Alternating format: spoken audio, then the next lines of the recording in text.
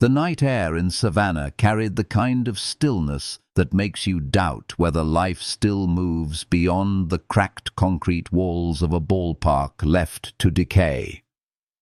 A man in a bright yellow tuxedo stood at the center of the field, his shoes planted firmly on the dirt that had once hosted cheers, but now echoed only with silence. His name was Jesse Cole, and in that silence lay the weight of debt, fear, and a dream so strange it bordered on madness. Baseball, once America's pastime, had begun to lose its grip on the nation's heart. Stadiums were half empty, television ratings declined, and the young no longer felt tethered to the long, drawn-out rhythm of the game. But Jesse Cole believed baseball could be reborn, not by polishing its traditions, but by tearing them apart and stitching them back together into something wild, joyful, and unforgettable. He would be laughed at, scorned by purists, and called a clown in a tuxedo. Yet what he created out of that ridicule became a movement that shook the very foundations of the sport. This is the story of the Savannah Bananas and how one man in yellow rewrote baseball forever. Jesse Cole's love for the game had begun when he was a boy with wide eyes and scraped knees, chasing the feel of a ball, striking the sweet spot of a bat. Baseball to him was not numbers on a scoreboard, but a heartbeat, steady and reliable, a rhythm that made sense of the chaos of childhood. He carried that heartbeat into his young adult years, playing the game, studying it, and hoping to find his place within its grand traditions.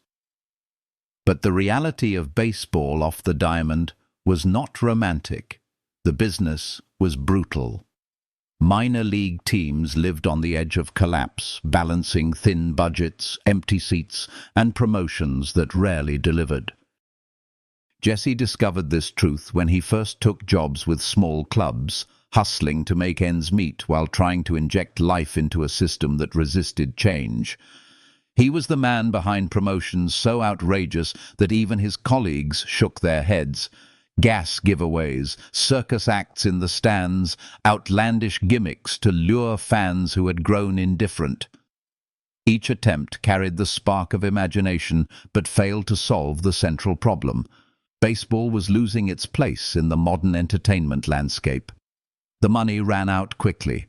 Nights on the road turned into nights on borrowed couches, then finally into the humbling reality of an air mattress shared with his wife in an apartment they could barely afford. Bank accounts dipped into overdraft. Creditors called. The dream seemed less like destiny and more like delusion.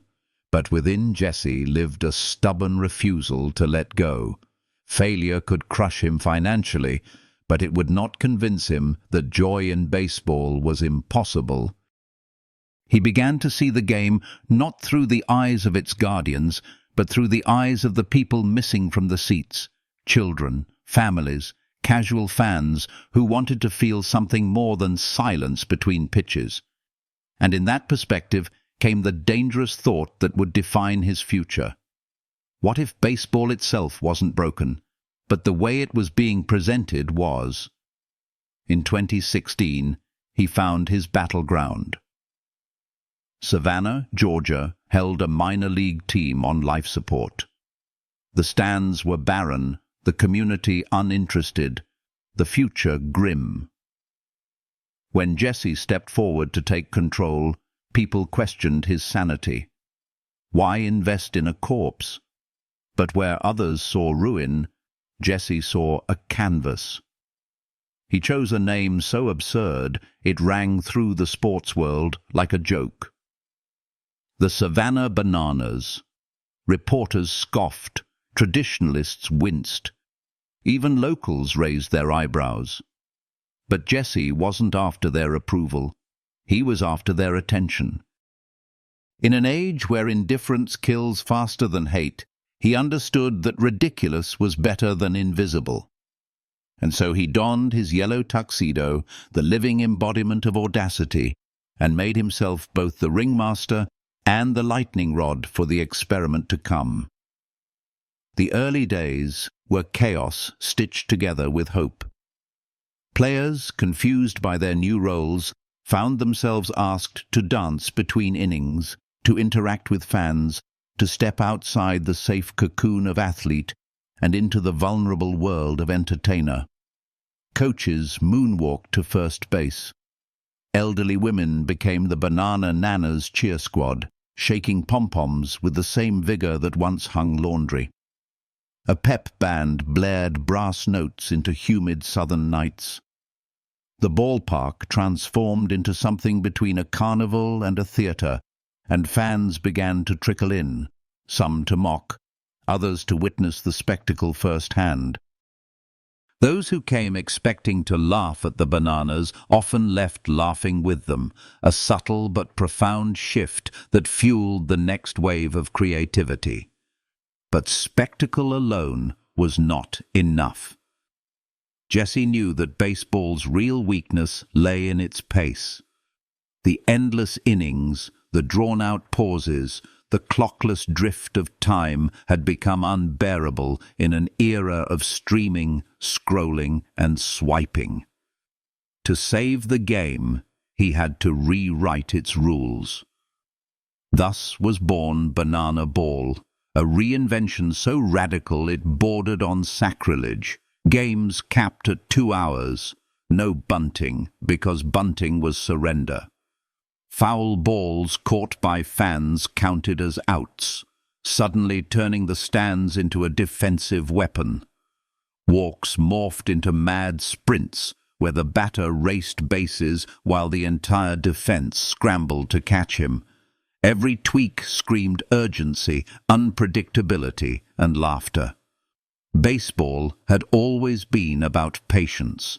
Banana Ball was about joy. The world noticed. Clips spread across social media like wildfire. A player dancing at bat. An umpire calling strikes with theatrical flair. A walk-off celebration resembling a wedding reception.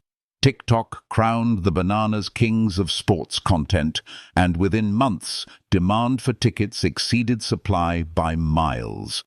Families that had never lasted through 9 innings were now begging to attend. The waiting list for tickets grew, games sold out, and suddenly Savannah, once an afterthought, became the epicenter of America's newest sports obsession. Criticism was inevitable. Purists dismissed the bananas as a clown show. Analysts debated whether Jesse had saved baseball or turned it into parody. Comment sections filled with accusations that the sport's dignity was being shredded for views. And yet, while critics wrote, fans roared. Children who once dreaded sitting through a game now begged to return. Grandparents who remembered baseball's golden days found themselves swept up in the laughter of their grandchildren. What the bananas offered was not a replacement for the professional game, but a reminder of why people came to the ballpark in the first place: to feel alive, together, in the rhythm of a shared experience. Behind the joy was discipline. Every routine, every skit, every viral moment was rehearsed, scripted, and refined. The players trained not only for their swings and throws, but for their performances. Choreographers worked in locker rooms. Coaches balanced tactics with timing. Staff members brainstormed endless lists of wild ideas, testing, discarding, refining until only the best survived. To outsiders it looked like chaos. To insiders it was precision engineering designed to produce delight. Jesse built not just a team, but a creative factory, a laboratory of entertainment disguised as a baseball club. The yellow tuxedo became a banner, a challenge to the status quo. It said to fans, "Here, you are more than spectators, you are part of the game." It said to players, "Here, you are more than athletes, you are storytellers." It said to the sport itself, survival lies not in clinging to tradition, but in daring to evolve. Jesse wore it like armor, absorbing criticism, deflecting scorn, and reminding himself that ridicule was the price of revolution. And as he stood, night after night, in the glow of packed stadiums, the sound of laughter and applause swelling like a wave, he knew the price was worth paying. The Bananas did not stay confined to Savannah. They hit the road, turning their traveling circus into a national phenomenon.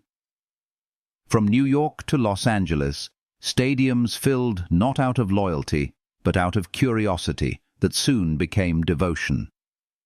ESPN ran features, newspapers wrote profiles, celebrities appeared in the stands. What began as a local experiment became a cultural movement, and the question on everyone's lips shifted from, "Is this baseball?" to, "Is this the future of baseball?" In truth, it was both. For the game itself had not been destroyed, but reimagined. The fundamentals remained: the crack of the bat, the leap of an outfielder, the suspense of a close play, but they were wrapped in a new language of joy. Strategy still mattered, but so did spontaneity. Competition remained fierce, but it coexisted with laughter. What Jesse had done was strip baseball back to its beating heart and then amplify it through spectacle, humor, and connection. He had turned a pastime into a party without losing the essence of the game. The critics continued, of course. They always do. For some, tradition is not a foundation but a prison, and any attempt to escape it is betrayal. But the stands told another story. Families that had abandoned baseball returned. Children discovered the magic their parents once knew. Strangers sang together, laughed together, gasped together. In an age of division, the Bananas stitched moments of unity with the simplest of tools: play. From a financial perspective, the turnaround was staggering. A bankrupt team transformed into a profitable enterprise, a waiting list thousands deep, merchandise flying off shelves, social media engagement rivaling major league clubs. But Jesse rarely spoke of dollars. For him, success was measured in the faces leaving the stadium, flushed with joy, carrying stories that would echo long after the lights dimmed. He remembered the air mattress, the overdraft, the nights of fear. He remembered being called a clown, a fool, a gimmick. And he smiled, for every laugh in the stands was proof that madness and vision often share the same mask. He had risked everything on the belief that joy could be engineered, that tradition could bend without breaking, that baseball could laugh without losing its soul. And he was right. The story of Jesse Cole and the Savannah Bananas is not merely a tale of sports. It is a lesson in courage, creativity, and the power of audacity. It is proof that sometimes the only way to save something is to set it free from its own weight. Jesse saved baseball not by worshipping its past, but by daring to imagine its future. And in doing so, he changed not just a team, not just a league, but the way a nation remembers the thrill of a summer night under stadium lights. The man in the yellow tuxedo began with silence in an empty stadium and ended with a roar that shook the walls of tradition. And though purists may continue to grumble, they cannot deny what he accomplished. He made people care again. In the end, that is the true legacy of Jesse Cole. He taught us that tradition and innovation are not enemies, but partners. That ridicule is often the first step toward recognition, and that joy, pure, unashamed joy, is the most powerful currency of all. The Savannah Bananas are not just a team.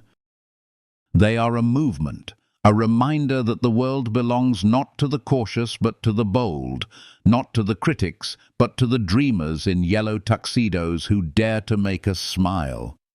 And so, as the lights dim and the echoes fade, one truth remains. Jesse Cole didn't just change a game. He changed the way we remember why we play.